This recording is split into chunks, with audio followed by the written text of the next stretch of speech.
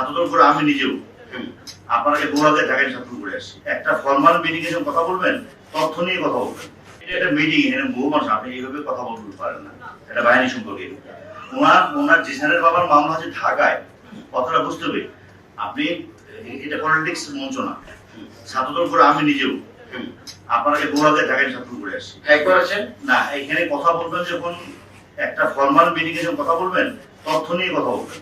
তথ্য আপনি আমার কাছে আসেন, আমি দেখাই দেবো। রূপায়ণ lake castle, welcome to the land of piece.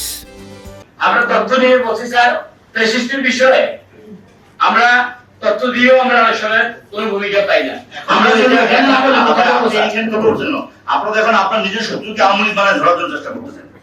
যাকে আপনার পছন্দ হয় না ওকে বেশি বানায় যারা মামলার আসামি ওদের গ্রেপ্তার চাই স্যার। আরে মামলার আসামি কাকে গ্রেপ্তার করবেন? আপনি মামলার আসামি, আপনি মামলার আসামি গ্রেপ্তার করবেন না কাকে গ্রেপ্তার করবেন? আপনি এই ফর্মাল মিটিং কথা বলছেন কি জন্য? তো তারা স্যার কথা বলবো আমরা। আপনি আমার অফিসে আসেন।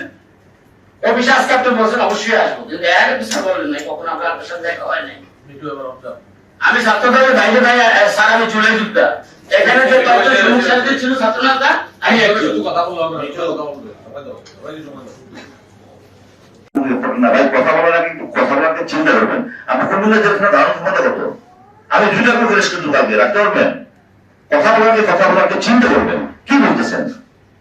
তোমাদের দেখেন ধারণ ক্ষমতা কত? 2 লাখ লোকের 2 লাখ লোকের কিন্তু আমি রাখতে পারবেন। আপনি কথা বলার আগে একটা বাহিনী সম্পর্কে কথা বলার আগে, এই বাহিনীটা 5 আগস্টের পরে যেখানে কোথাও পুলিশ ছিল না, সে পুলিশ ঘুরে দাঁড়িয়েছে। ফ্যাসিস্টের লোকজন তো আছে এখন অনেকেই, প্রতিদিন চাকরি যাচ্ছে আমাদের। আমরা এবার জাতীয় নির্বাচন তুলে দিয়ে নাই। জাতীয় নির্বাচন হয়েছে না, এখানে নির্বাচন কি সুষ্ঠু হয় নাই? আমি আপনাকে বলেন, আপনি সরকারের কাছে অনুমতি নেন যে 12 ঘন্টা পুলিশ থাকবে না। আমি গ্যারান্টি দিয়ে বলতে পারি, একটা মাহবুবের আমাদের কারোর গায়ের চেন তো তুলে কাপড় চুষি থাকবে না।